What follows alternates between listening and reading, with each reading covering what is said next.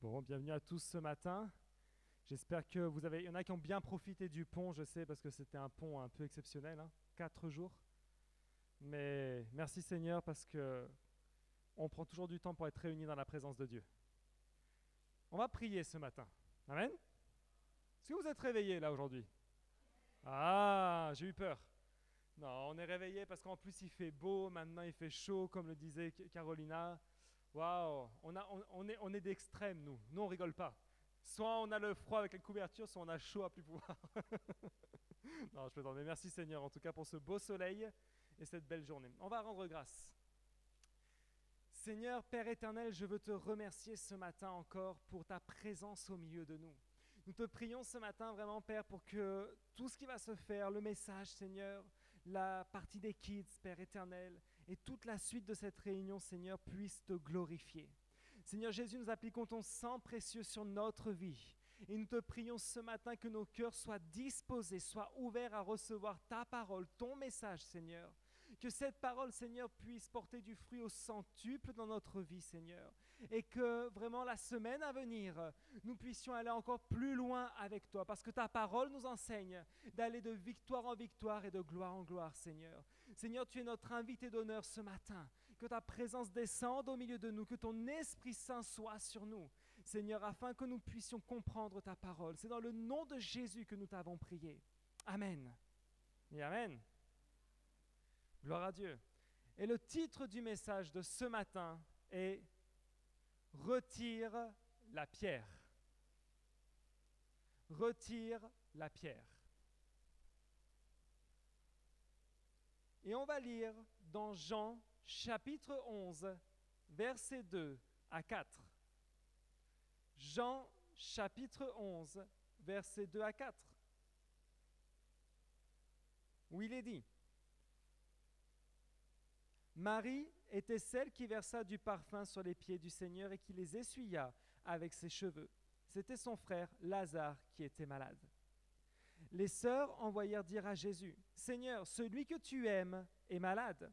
À cette nouvelle, Jésus dit: cette maladie n'aboutira pas à la mort, mais elle servira à la gloire de Dieu, afin qu'à travers elle, la gloire du Fils de Dieu soit révélée. Amen. Je m'arrête ici pour l'instant. Vraiment, qui veut voir la gloire de Dieu dans sa vie? Je pense qu'on veut tous voir la gloire de Dieu dans notre vie. Et tu sais quoi? L'une des inquiétudes de notre roi, de notre Seigneur, c'est que tu puisses voir la gloire de Dieu dans ta vie. Parce que c'est quelque chose qu'il a dans son cœur, de pouvoir se manifester de manière surnaturelle dans ta vie. Parce que notre Dieu n'est pas un Dieu de logique, comme vous le savez, c'est un Dieu qui va encore plus loin. Et lorsque tu comprends que la logique de Dieu dépasse notre connaissance à nous, tu vas aussi comprendre que Dieu va se manifester de manière surnaturelle dans ta vie. Regarde que lorsqu'on lit ces quelques lignes, on peut voir un petit peu ce qui se passe. D'abord, on te parle de Marie. Marie, c'était celle qui était connue pour avoir versé le parfum de grand prix sur Jésus et avoir essuyé ses pieds avec ses cheveux. Ça veut dire que c'était une personne qui connaissait le pouvoir qu'il y a dans l'offrande. C'était une personne qui aimait le Seigneur et qui le servait. Est-ce qu'il y a des serviteurs du Seigneur ce matin dans ce lieu? Gloire à Dieu, bien sûr. Parce que quand tu sers le Seigneur, tu as des arguments en ta faveur. Tu vois, je pense qu'ici, on aime tous avoir la bénédiction financière, n'est-ce pas? Et quand tu places ton argent à la banque et que la banque te donne des intérêts, mais imagine cette fois, cette banque te donne des bons intérêts, pas les banques d'aujourd'hui, d'accord? Imaginez la banque du ciel maintenant qui donne des vrais intérêts. Et que tu mets cet argent de côté et que cette banque te donne des merveilleux intérêts. Tu te sens comment? Dans la joie, n'est-ce pas? Imagine, tu places 1 000 € et au mois de janvier, la banque te donne 1 000 de plus. Waouh! Amen! Je pense que tout le monde demain trouve 1 000 € où que ce soit. Seigneur, au mois de janvier, j'ai mes 1 000 € en plus. Imagine un peu ça. Et bien tu sais quoi? Dieu est encore plus généreux que ça. Le Seigneur voit encore bien plus loin que ça. Et Marie était donc celle qui connaissait le pouvoir qu'il y avait dans l'offrande. Mais la Bible nous dit qu'elle avait un problème. Elle avait une préoccupation. c'était son frère, Lazare, qui était malade. Et tu sais quoi?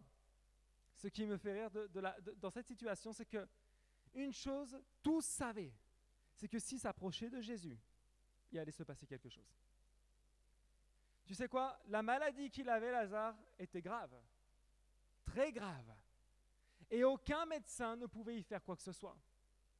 J'imagine un peu les médecins de l'époque qui s'approchaient de Lazare pour le regarder. C'est vrai que la médecine à l'époque était un peu particulière en plus, parce que pas trop, le Doliprane n'existait pas, des trucs comme ça, tu vois. Donc quand on te voyait mal en point, on essayait quelques petites choses, quelques petites méthodes. Mais je me mets à la place des médecins et dire, il n'y a aucune solution. Il n'y a aucune solution. Et tu sais quoi? J'imagine un peu ces paroles, comment elles ont dû impacter la vie de Marie, mais aussi la vie de Lazare.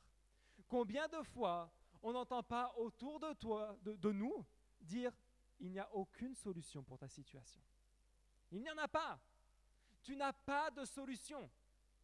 Si, tu peux toujours pleurer, tu peux toujours te rouler par terre, il n'y a pas de solution. Et quand tu entends ces mots-là, même si ça vient d'une personne qui n'est pas experte, ça résonne d'une manière bien particulière dans nos cœurs, n'est-ce pas? C'est comme quand tu te lèves motivé pour gagner, motivé pour avancer, que la première personne que tu croises commence à te lancer un diagnostic de mort. Ce n'est pas possible. Ce n'est pas possible. Et tu sais, même si tu cherches à continuer, même si tu veux avancer, c'est comme si ce décret résonnait dans ta tête. Ce n'est pas possible. Et à chaque fois qu'il y a une petite victoire, il y a encore ce décret. Ce n'est pas possible. Et quand l'échec arrive, ce n'est pas possible. Tu le vois de tes propres yeux. Ce n'est pas possible. Ce n'est pas possible. Tu sais quoi? Tous ces décrets-là, aujourd'hui, dans le nom de Jésus, ils vont tomber. Amen. Et donc, on voit Lazare malade. Lazare était malade. Et la Bible nous dit que donc les sœurs de Marie se disent, bon, ok, on va prévenir Jésus parce que lui, il a la solution. Lui, il est capable de faire quelque chose que personne n'est capable de faire ici. Et on peut s'attendre à plein de choses. On peut se dire, waouh, à la nouvelle, parce que la Bible nous dit, Seigneur, celui que tu aimes est malade. Jésus nous aime tous. Mais Jésus avait une relation plus forte avec Lazare. Et quand les personnes s'approchent de Jésus et lui disent, ah, celui que tu aimes est malade, en gros, Seigneur, là, il y a urgence, il faut que tu bouges. Il faut que tu agisses maintenant. En plus, ce n'est pas n'importe qui, c'est celui que tu aimes. C'est celui qui te sert. C'est celui qui est fidèle. C'est celui qui est toujours là, à toutes les réunions, tous les dimanches, qui est à toutes les cellules. C'est celui qui est important, tu comprends, pour toi. Et là, on peut imaginer Jésus stressé, aussi, ah, non, il faut faire quelque chose. Qu'est-ce que Jésus dit? Cette maladie n'aboutira pas à la mort. Elle va juste servir à glorifier Dieu et à révéler le Fils de Dieu, c'est-à-dire Jésus. Jésus n'a pas été pressé. Jésus n'a pas stressé. Tu sais pourquoi?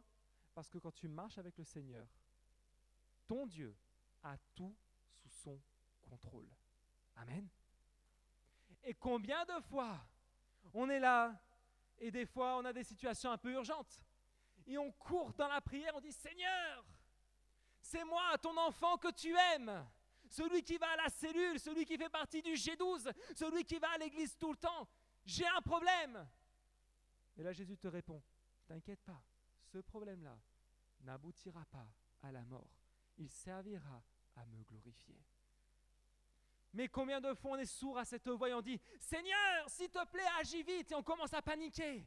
On commence à voir les circonstances, on se transforme, notre visage devient pâle, on devient partout. Tu sais, quand tu es blanc, tu passes par toutes les couleurs, ça se voit beaucoup plus. Alors peut-être ceux qui sont plus colorés n'ont pas ce problème-là. Mais moi, par exemple, quand je suis nerveux, tout de suite, on me voit rouge. Et ça se voit, c'est comme ça. Alors là, quand tu commences à paniquer, mais Seigneur, comprends, c'est moi qui étais là, c'est moi qui ai distribué l'offrande, j'ai donné ma dîme dimanche. Et on commence à sortir plein de trucs et le Seigneur te dit, ok, je sais, calme-toi, souffle un bon coup.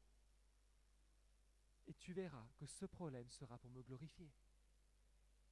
Écoute cette voix qui te dit. Écoute quand le Seigneur te parle.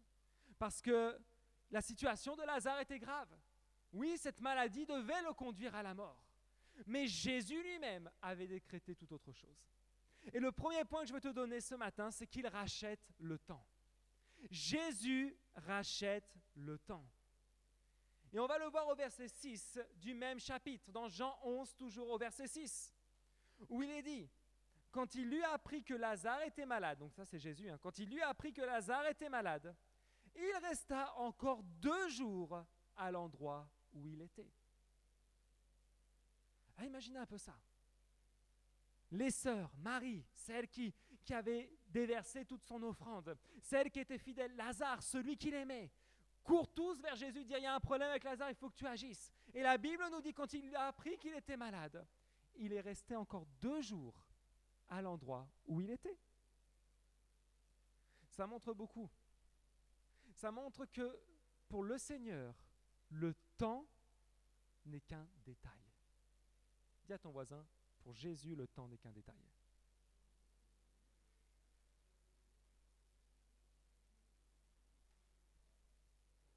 Tu sais, notre Dieu est éternel.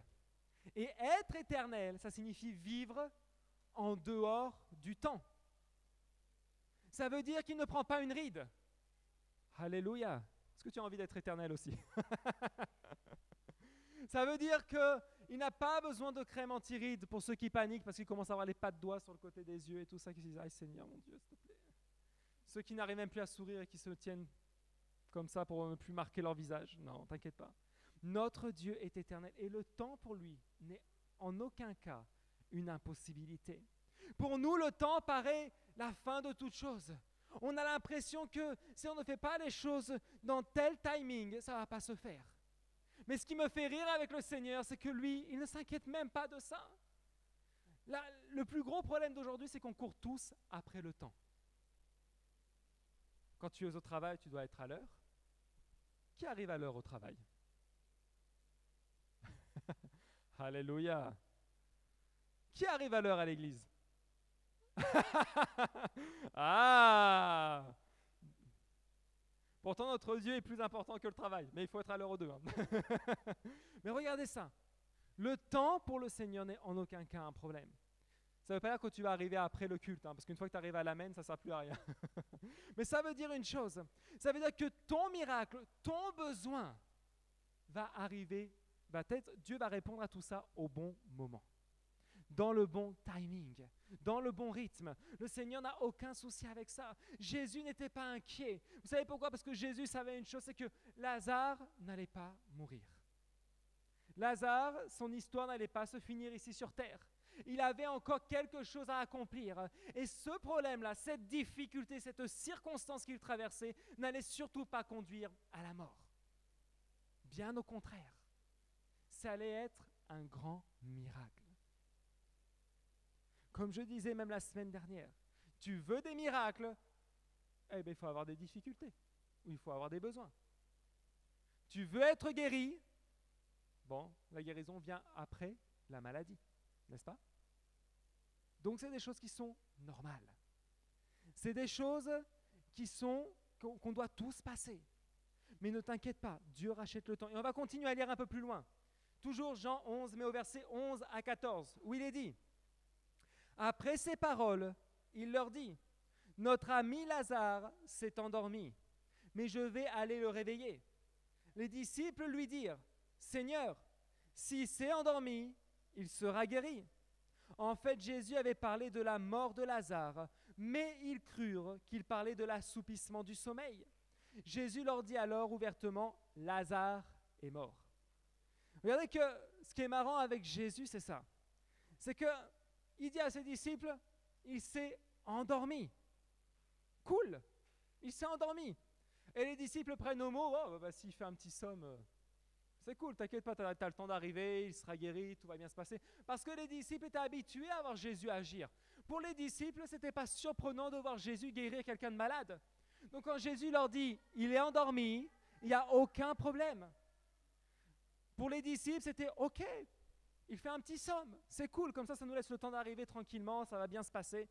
Et là, Jésus se dit: bon, je crois que vous ne m'avez pas bien compris. Lazare est mort. Alors on peut se dire: mais c'est un peu bizarre cette histoire, parce qu'au début du chapitre, il te dit que la maladie ne va pas conduire à la mort. Et là, il est en train de dire à ses disciples: non, mais Lazare est mort. Regardez ce qui est vraiment étonnant. C'est qu'on peut se dire: mais alors c'est incohérent. Si Lazare est mort, pourquoi il avait dit que la maladie n'aboutirait pas à la mort? Tu sais quoi? Même si devant toi, les circonstances semblent finies, si Jésus a décidé autre chose, c'est jamais la fin.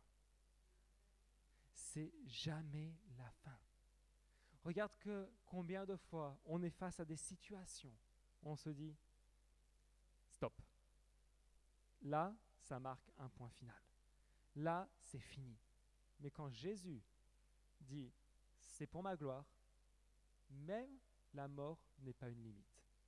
Amen. Même la mort n'est pas une raison pour s'arrêter.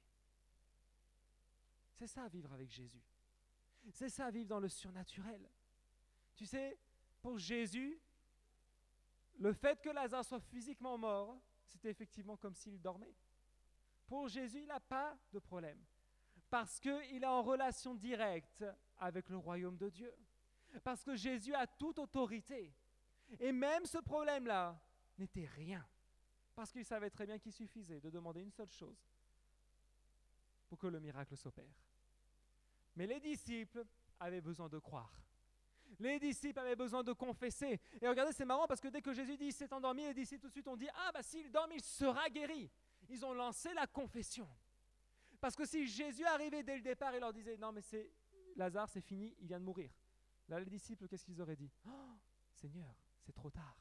Oh » Ils commençaient à être négatifs. « Ah, Seigneur, tu n'es pas arrivé à temps. C'est fini pour lui.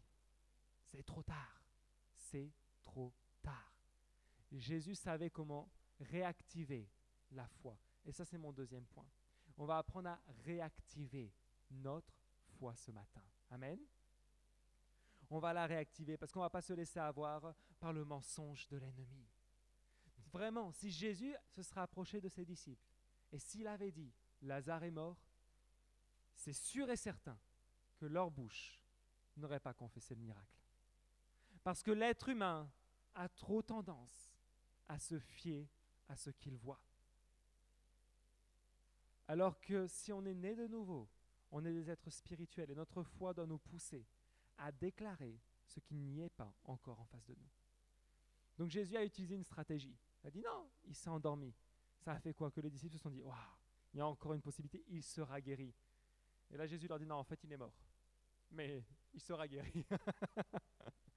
La stratégie de Jésus pour réactiver la foi. Regarde que le Seigneur, il est vraiment gentil avec nous. Tu peux être sûr d'une chose, c'est qu'il y va doucement.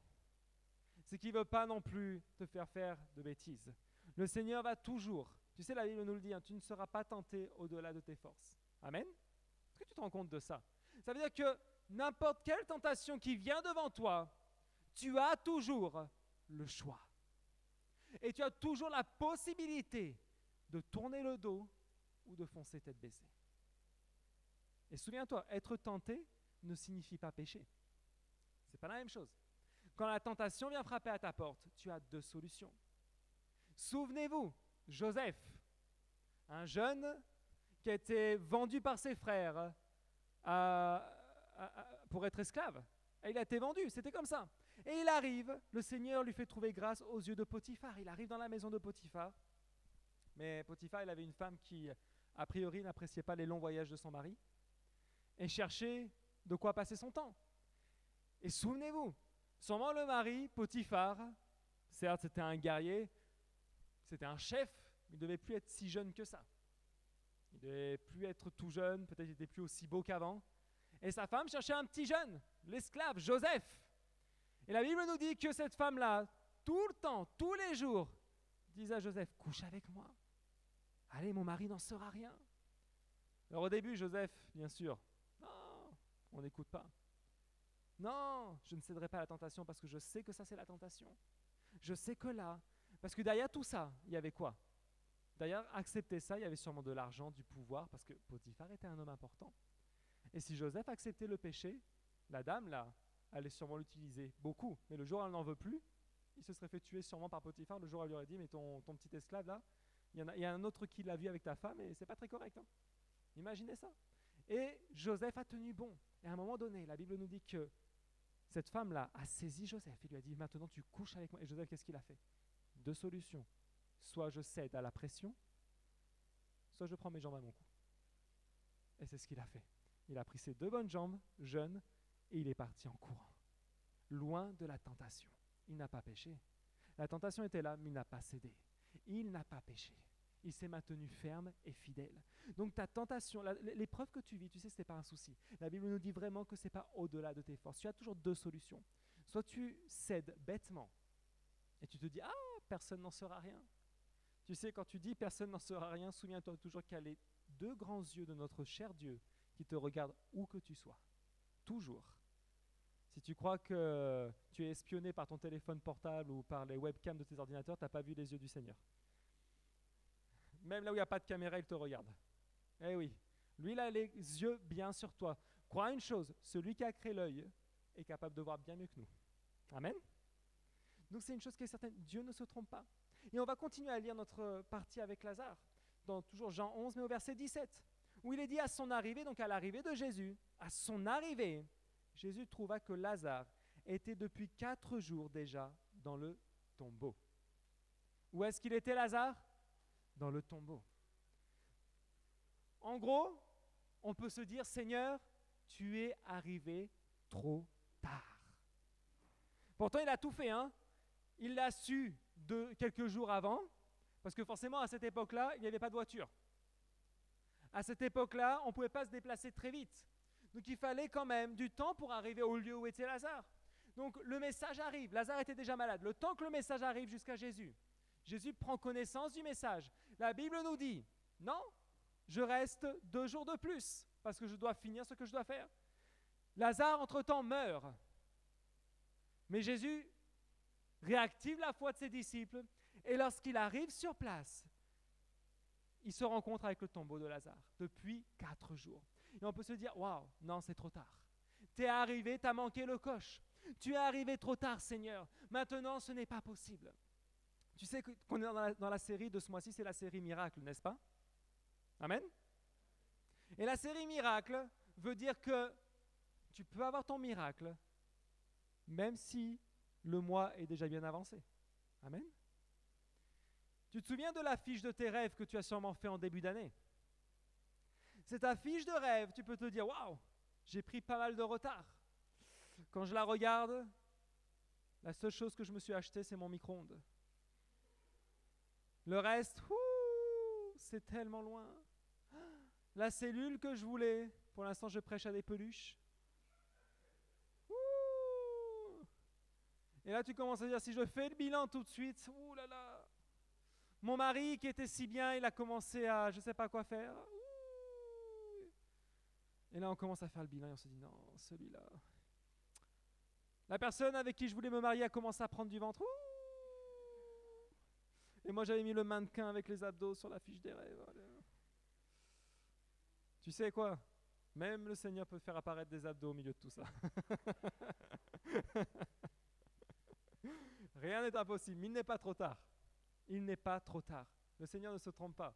Même si toi, tu penses que là, ton bilan n'est pas bon, je peux te dire une chose. Tant que l'année n'est pas finie, ton affiche des rêves peut encore s'accomplir. Même le 31 décembre à 23h30, il peut y avoir un miracle. Franchement, rien n'est impossible. Quand tu réclames à ton Dieu, tout est possible. Il y a quelques jours de ça, une personne nous disait « Ah, mais non, je ne prie pas pour ça parce que ce n'est pas important. » Elle le disait à Carolina d'ailleurs. Elle disait « Non, non, mais je ne vais pas prier pour ça, ça craint, ce n'est pas important. » Et Carolina a répondu à cette personne, elle a dit « Tu sais, si c'est important pour toi, c'est important pour ton père. » Parfois, on est un peu comme ça. « Ah non, Seigneur, bon, je ne vais pas prier pour ça, ce n'est pas si grave. » Si quelque chose te dérange, si tu as un besoin en particulier, que c'est important pour toi, c'est important pour ton Dieu. Amen. Et tu sais quoi? Lazare était important pour sa famille. Lazare était important aussi pour Jésus. Et tu sais c'est quoi la bonne nouvelle? C'est que tu es aussi important pour Jésus. Tu es important pour Jésus. Parfois on l'oublie ça. On se dit, ah Seigneur, oui, je vis ma vie, je fais mon travail toute la semaine, j'arrive au culte le dimanche, tout ça. Mais tu sais quoi? Tu es important pour Jésus. Et c'est tellement triste de voir que beaucoup de personnes s'auto-maltraitent et ne voient pas qu'ils font du mal en même temps à leur vie, mais ils font du mal au Seigneur. Parce que lorsqu'on aime, on n'aime pas voir l'autre personne souffrir, n'est-ce pas? Quand tu aimes quelqu'un, tu n'aimes pas le voir mal. Et tu fais tout ce qui est en ta possibilité pour l'aider. Tu lui donnes de l'amour, tu lui donnes du temps, tu lui donnes même de l'argent quand il faut, parce que tu aides de tous les moyens. Mais quand tu aimes quelqu'un, tu ne peux pas le laisser comme ça. Alors imaginez, Jésus qui a donné sa vie par amour pour nous, comment il se sent quand toi tu es mal. Parfois on croit qu'on est les seuls à souffrir. Quand on prie, ah Seigneur, c'est dur, c'est difficile aujourd'hui, j'en ai marre, j'en ai assez, c'est trop dur. Tu sais, le Seigneur, quand il te voit comme ça, il a mal aussi. Parce qu'il a souffert pour toi. Mais il veut faire un miracle. Il ne faut pas désespérer. Parce que Lazare était dans une sale situation. Lazare était dans un tombeau. Il était mort. C'est un peu compliqué là. Lazare, il ne pouvait plus trop prier à ce moment-là, je vous le dis. Mais en tout cas, Jésus est arrivé. Et les gens pouvaient peut-être se dire, oh, mais qu'est-ce qu'il fait là, de toute façon c'est fini. Parfois tu peux peut-être te dire ça, ah Seigneur, non, mais c'est bon, j'arrête de prier pour ça, c'est trop tard. Cette personne-là, c'est un cas désespéré, c'est trop tard. C'est jamais trop tard. Parce que quand Jésus arrive et qu'il se présente devant toi, dis-toi, oui Seigneur, là il y a encore une opportunité. Et pourtant les gens venaient, la Bible nous dit que les gens venaient pour pleurer la mort de Lazare. Et franchement, Jésus était plutôt connu à ce moment-là déjà. Et quand les gens voient Jésus arriver, ils devaient peut-être se dire, bah, peut-être toi tu es venu pour pleurer aussi, parce qu'on est déjà en train de le faire de toute façon. Alors viens nous accompagner. Mais Jésus venait pas pour ça. Et la Bible nous dit ensuite, au verset 21 à 27, Marthe dit à Jésus, Seigneur, si tu avais été ici, mon frère ne serait pas mort. Là ça commence. Il voit Jésus arriver, et la première chose qu'il lui dit, si seulement tu avais été là à temps, mon frère ne serait pas mort. En gros, il est en train de dire au Fils de Dieu, celui qui a créé les cieux et la terre et tout ce qui s'y trouve, t'es arrivé en retard. Celui qui a créé le temps, il lui dit, t'es pas arrivé à l'heure. C'est quand même un petit peu du culot quand même pour faire ça, parce que Seigneur, toi qui as inventé la montre, tu sais pas quelle heure il est? Bien sûr qu'il savait. Il arrive, il est dit, verset 22, cependant, même maintenant, je sais que tout ce que tu demanderas à Dieu, Dieu te l'accordera. Et Jésus dit, waouh, quelle foi incroyable. Et donc Jésus lui répond. Jésus lui dit, ton frère ressuscitera. Je sais, lui répondit Marthe, qu'il ressuscitera lors de la résurrection le dernier jour. Et elle a dû se dire, bon attends, tu as eu la foi, mais je crois que tu ne comprends pas tout jusqu'au bout. Tu sais, une chose qui est importante, quand le Seigneur réactive notre foi, tu dois la voir comme il faut jusqu'au bout. Parce qu'elle a commencé bien. Elle s'est dit, non, mais je sais, Jésus, si tu demandes quelque chose, la chose se fera. Et Jésus lui dit, ben oui, il va ressusciter justement. Et là, elle commence à dire, oui, je sais qu'à la fin des temps, il va ressusciter. Mais non, tu m'as dit que tu croyais au miracle. Crois jusqu'au bout. Si Jésus te dit quelque chose qui sort de la logique ce matin, crois-le. Dis pas, ah oui, je sais qu'un jour, bien sûr, un jour j'aurai ma maison, oui, un jour j'aurai ma voiture, un jour j'aurai ma descendance, un jour je me marierai, il me reste encore une 50aine d'années à vivre, j'ai déjà 50 là, un jour peut-être quelqu'un voudra de moi. Et ça, elle est en train de se dire, mais non, si je te dis que c'était bon, si je te dis que c'est ok, pourquoi tu dis un jour je sais pas quoi, tu pars où là? Je viens de te dire, il ressuscitera. Le rêve qui était mort dans ta vie, Jésus te dit ce matin, il ressuscitera. Amen. Est-ce que tu veux que tes rêves ressuscitent ce matin? Parce que ça, c'est une chose qui est importante. Combien de choses tu as laissé mourir dans ta vie parce que tu as considéré que Jésus est arrivé en retard? Combien de fois tu t'es dit, aïe, j'ai vécu tellement d'erreurs dans ma vie, c'est trop tard pour moi? C'est faux. Tu as connu le Seigneur au meilleur moment. Parce que si tu l'avais connu plus tard, là par contre, ça serait trop tard. Jésus ne se trompe pas. Quand tu sais saisir l'opportunité du Seigneur, le Seigneur ne se trompe pas. Et il te dit que tes rêves vont ressusciter.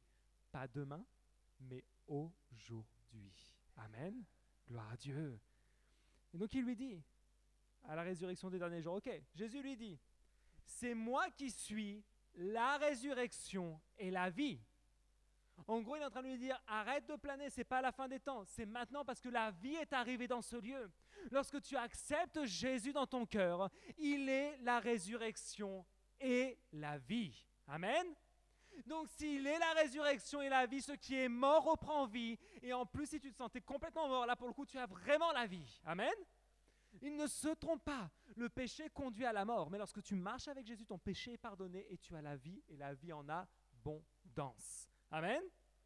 Donc c'est ce que Jésus est en train de lui dire. Mais c'est moi la résurrection et la vie. Tu n'as pas compris. Au dernier jour, ok, ce sera une autre histoire. Mais là aujourd'hui, je suis devant toi et je vais faire un miracle. Il est en train de dire à Marthe, mais réveille-toi. Ce que tu vois, c'est rien. Je vais faire un miracle. Et il dit ensuite, Celui qui croit en moi vivra, même s'il meurt. Ça va loin. Celui qui croit en moi vivra, même s'il meurt. Parce que lorsque tu crois en Jésus, même si sur cette terre tu n'es plus, la vie qui suit, elle est encore là. Et l'éternité, elle est pour toi. Amen. Sur cette terre, on n'est que de passage. Mais on a notre éternité ensuite. On ne va jamais mourir en réalité. C'est-à-dire que, oui, physiquement, notre corps, d'accord, ok, ça c'est pas grave. Mais la suite, elle est importante. Parce qu'on joue notre éternité. Et il est dit au verset 26, « Et toute personne qui vit et croit en moi ne mourra jamais. » C'est incroyable. Le Seigneur est en train de t'annoncer une super nouvelle ce matin. Il est en train de te dire, pourquoi tu t'inquiètes? Pourquoi tu t'inquiètes? Pourquoi lorsque tu allumes les infos, tu crois que c'est la fin des temps du monde et que tout va s'écrouler autour de toi? Ouais. Tu sais, la Bible est claire. L'Apocalypse va s'accomplir. C'est une réalité. Dieu ne ment pas. La fin des temps est une réalité. L'Apocalypse va s'accomplir, c'est comme ça. C'est vrai. Mais une chose est certaine, c'est que ces enfants sont bien protégés. Amen. Est-ce que tu es enfant de Dieu ce matin? Alléluia. Quand tu es fils du royaume, il n'y a pas de souci. La Bible te dit, tu ne mourras jamais. Et Jésus pose une seule question. Crois-tu cela? Parce que c'est important. Si tu ne crois pas, tu ne peux pas accéder à tout ça. Mais si tu crois, tu peux. Et le verset 27 nous dit, elle lui dit, oui Seigneur, je crois que tu es le Messie, le Fils de Dieu qui devait venir dans le monde. Ça y est, Jésus a fait quoi? A réactivé la foi de Marthe. Tout ce que dit Jésus, ce n'est pas pour te condamner. Tout ce que fait et dit Jésus, c'est pour que tu naisses à la foi. Amen. Tout ce que Jésus veut provoquer en toi, c'est le miracle. Et tu sais ce qui est incroyable, c'est que réellement, le miracle, une fois que tu crois que Jésus peut le faire, il n'y a qu'une chose à faire, c'est de le confesser. C'est ça qui est incroyable. Jésus pousse toujours à confesser. Parce qu'il lui a posé la question clairement. Il lui a dit, crois-tu cela? Parce qu'il voulait entendre Marthe dire, oui, je crois, je le confesse et je le décrète qu'il va y avoir un miracle aujourd'hui. Combien de fois on ne le fait pas cet exercice? On est là, ah merci Seigneur, amen. On oublie de le confesser et de se lever avec foi et dire Seigneur, il y a un miracle aujourd'hui. Seigneur, je ne vais pas repartir de la même manière. Seigneur, tu es en train de réactiver ma foi. Tu es en train d'agir puissamment dans ma vie. Et tu sais quoi? Il y a une étape à franchir avant tout ça. Et c'est le troisième point que je vais donner. Le troisième point s'appelle retire la pierre. Et il y avait un tombeau. Lazare était dans le tombeau depuis 4 jours. Et Jean 11, verset 38 nous dit, Jésus, de nouveau profondément indigné, se rendit au tombeau. C'était une grotte, une pierre fermait l'entrée. Quand Jésus est arrivé, il y avait les personnes qui pleuraient la mort de Lazare. Il y avait Marthe qui a eu son petit coup de panique. Il y avait tout le monde un petit peu qui était mal. Et Jésus est en train de leur dire à tous, il va se passer quelque chose d'incroyable. Mais devant leur cœur, il y avait une pierre aussi. Et cette pierre-là, comme elle est, de la même manière qu'elle était en face du tombeau, leur empêchait de comprendre ce que Jésus allait faire. Et tu sais, ça c'est quelque chose qui est grave, parce que la Bible nous dit clairement que Jésus était profondément indigné. Il était fâché. Il était fâché de se dire, mais vous avez vu des tas de miracles depuis, vous avez entendu tout ce que j'ai fait, et même quand je vous dis que je vais le faire, vous êtes là en train de dire, ah, il se passera quoi? Non. Combien de fois tu as vécu un miracle dans ta vie, et c'est comme si, parce que tu demandes quelque chose qui pour toi est plus compliqué, Jésus ne peut pas le faire? Jésus peut le faire même si c'est plus compliqué. Hein. Parce que je vais te dire une chose, le miracle est compliqué seulement à tes yeux. Pour le Seigneur, rien n'est compliqué. Nous, parfois, on se met dans des histoires tout seul. Ah Seigneur, ça c'est pas facile. Si déjà tu commences dans cette histoire-là, tu vas jamais t'en sortir. Ah Seigneur, c'est compliqué. C'est compliqué pour qui? Si c'est compliqué pour toi, c'est une chose. Mais on a un Dieu pour qui rien n'est compliqué. Hein. Tu sais, pour le Seigneur, ce n'était pas un souci d'arriver 4 jours après. Ce n'est pas un souci que le Seigneur aujourd'hui peut faire revivre un rêve que tu as peut-être perdu il y a des années en arrière. Ce n'est pas impossible pour le Seigneur que peut-être le médecin t'a dit « Ah, ton problème de santé, il est héréditaire, définitif, et tu es condamné comme ça. » Non. Ça, c'est n'importe quoi. Il suffit de croire au contraire. Vous savez, je me souviens, il y a 2 ans en arrière, quand je me suis fait opérer de mes 4 dents de sagesse, je ne sais pas s'il y en a qui sont passés par là, Mais je me souviendrai toujours que lorsque le dentiste a fait ses radios, il a regardé les radios, il a dit, ouf, alors il faut vous enlever tout ça. Par contre, il y en a une là qui est très très proche du nerf et qui touche le nerf. Et ça, par contre, quand on vous enlève cette dent-là, c'est une séquelle qui sera à vie. Parce que ce nerf-là va vous faire mal toute votre vie.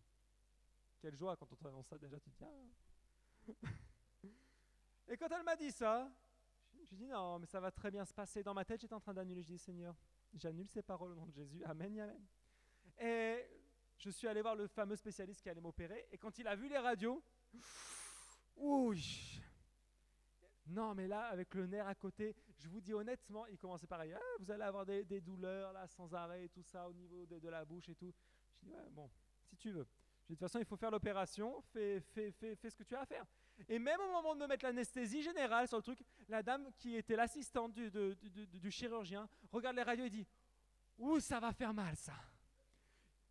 Aïe, j'ai mal pour vous. Hein. Là c'est à vie, hein, cette histoire avec ce nerf. Et imaginez qu'elle est en train de me mettre l'anesthésie à ce moment-là pour m'annoncer ça. Et moi je disais non, dans ma tête j'annulais, je disais au nom de Jésus, j'annule tout ça. Et je commençais à avoir même trouble et je disais bon là je vous vois trouble donc je vais m'endormir. Mais je me suis endormi et chaque parole je les ai annulées. Chaque parole je lui disais non Seigneur, c'est toi qui as le contrôle. Franchement je suis sorti de ce truc, j'ai eu aucune douleur. Là aujourd'hui ça va très très bien, j'ai aucune séquelle, rien du tout. Et quand je suis allé revoir le médecin après, de toute façon il était même surpris. Je lui dis non mais il n'y a aucune séquelle. Aucune, rien du tout. Et ma sœur que j'ai vue pendant ce week-end me disait, elle m'a demandé où j'étais allé parce qu'elle m'a dit, non mais moi quand on m'a fait les radios, on m'avait dit que ma dent était contre le nerf et aujourd'hui encore j'ai toujours mal à ma bouche et tout ça, je sens que le nerf est sensible. Et je lui ai dit, maman m'avait dit la même chose mais je l'ai annulé. Elle m'a dit, moi j'avais pas forcément prié pour ça. Je lui ai dit, voilà la différence. C'est que si tu ne pries pas, tu ne peux pas avoir de miracle. Si tu crois au diagnostic des médecins et des autres, tu ne peux pas avoir le miracle. C'est pas possible. Une personne qui n'a pas prié dans la même circonstance que moi a eu les séquelles et moi j'en ai aucune. Ça c'est parce que le Seigneur a agi et parce que je n'ai pas cru au diagnostic des médecins. Amen. Donc c'est ce que Dieu veut faire. Il faut retirer la pierre qui est en face de notre cœur. Jésus était en face du tombeau. Il y avait la pierre en face. Tu sais ce qui est marrant, c'est que cette pierre-là, pour tout le monde, était l'impossibilité. C'était fini. C'était marqué trop tard. Cette pierre signifiait tu es arrivé trop tard, Seigneur. Mais on va lire au verset 39 où il est dit, Jésus dit, enlevez la pierre. Marthe, la sœur du mort, lui dit, Seigneur, il sent déjà, car il y a 4 jours qu'il est là. Ça ne doit pas être super agréable. Vous savez, Jésus aurait pu dire, je sais pas, faire lever la pierre ou l'exploser, parce que c'est Jésus, quoi, il fait ce qu'il veut. Mais il a décidé de la faire enlever. Tout le monde paniquait, aïe, ça fait 4 jours qu'il est là et ça sent mauvais, comment c'est possible Jésus, on ne peut pas faire ça. Surtout qu'il fallait voir qu'à l'époque, surtout dans les cultures du peuple d'Israël, les morts, on les profanait pas, quoi. Et là, Jésus, ouvertement, disait en gros, on va ouvrir la tombe, hein, c'est pas grave. Donc c'est un peu compliqué. Et Jésus lui dit, ne t'ai-je pas dit que si tu crois, tu verras la gloire de Dieu ? Ils enlevèrent donc la pierre de l'endroit où le mort avait été déposé. Jésus leva alors les yeux et dit, Père, je te remercie de ce que tu m'as écouté. Pour ma part, je savais que tu m'écoutes toujours, mais j'ai parlé à cause de la foule qui m'entoure, afin qu'ils croient que c'est toi qui m'as envoyé. Après avoir dit cela, il cria d'une voix forte, Lazare, sors ! Et le mort sortit, les pieds et les mains attachés par des bandelettes et le visage enveloppé d'un linge.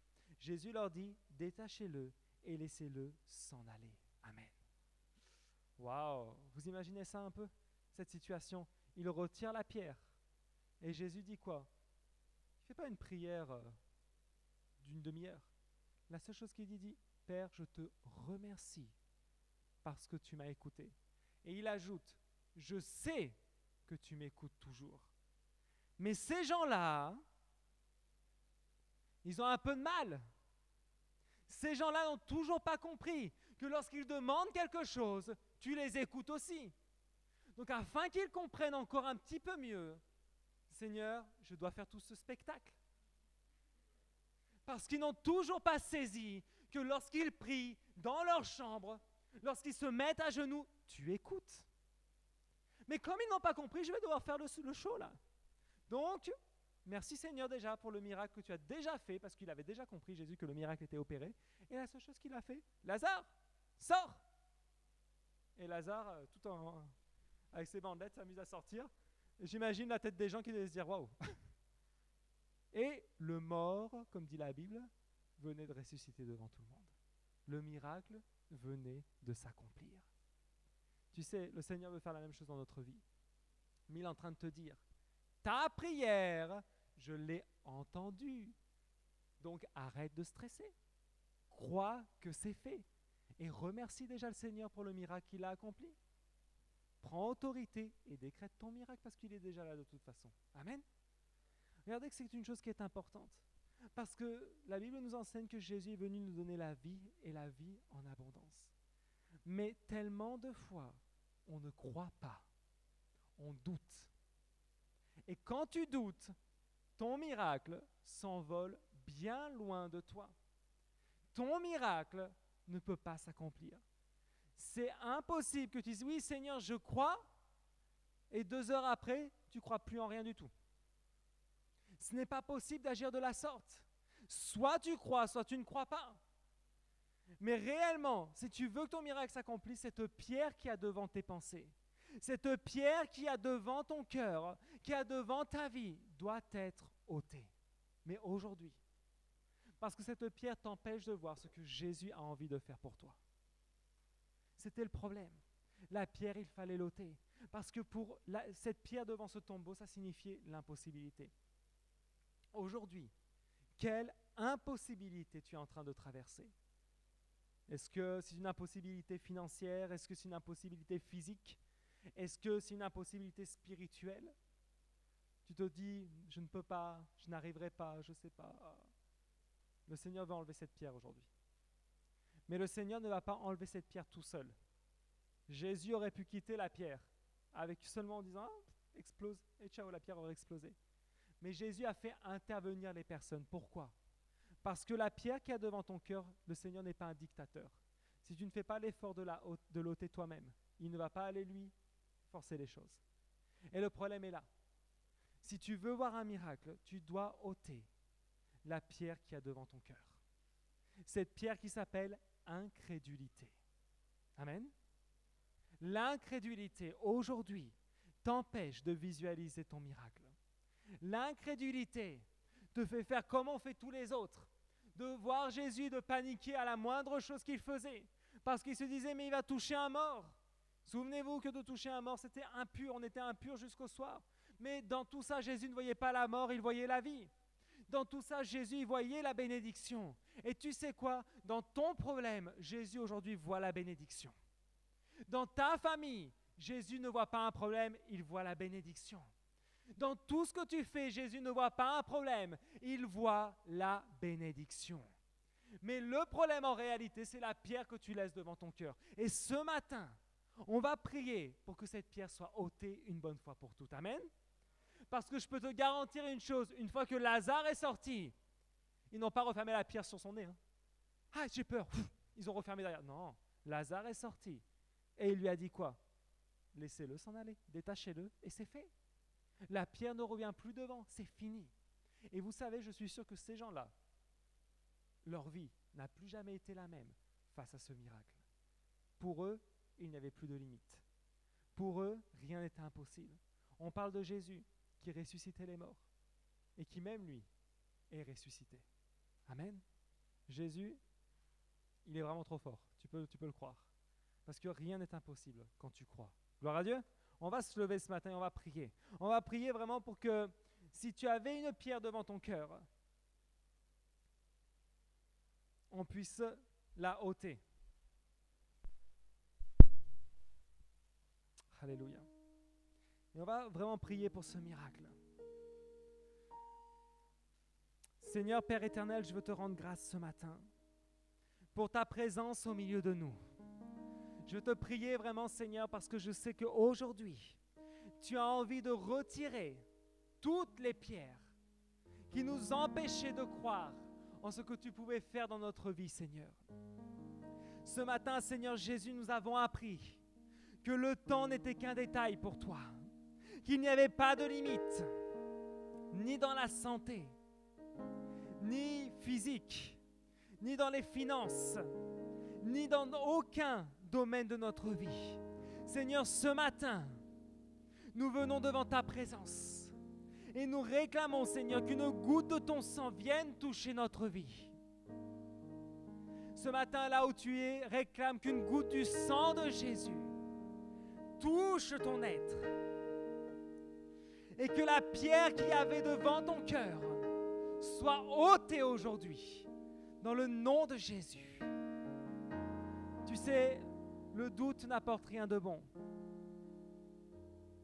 La crainte n'apporte rien de bon.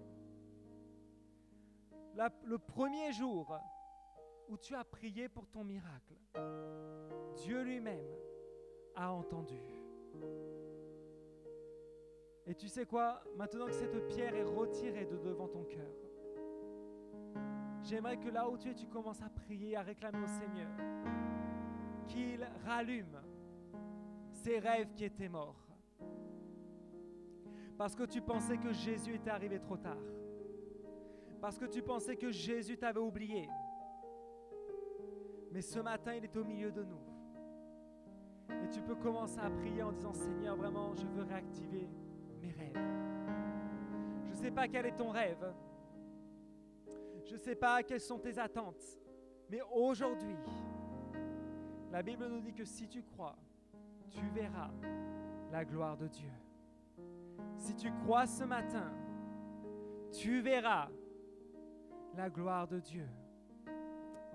Alléluia.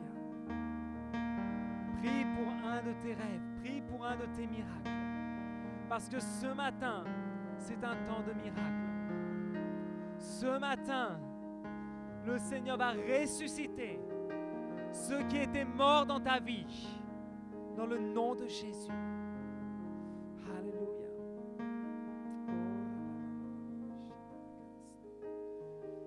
Oh Seigneur, ce matin tu agis. Ta présence est au milieu de nous et tu es en train de souffler ta vie en nous, Seigneur.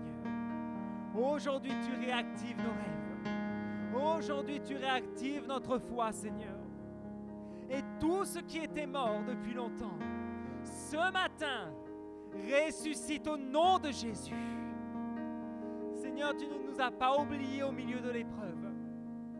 Seigneur, tu ne nous as pas oubliés, même lorsque l'on pensait que c'était trop tard. Et ce matin, Éternel, nous te rendons gloire, parce que tu es un Dieu qui est vivant et qui est puissant, Seigneur. Seigneur, merci d'enlever cette pierre qui nous empêchait de voir le miracle.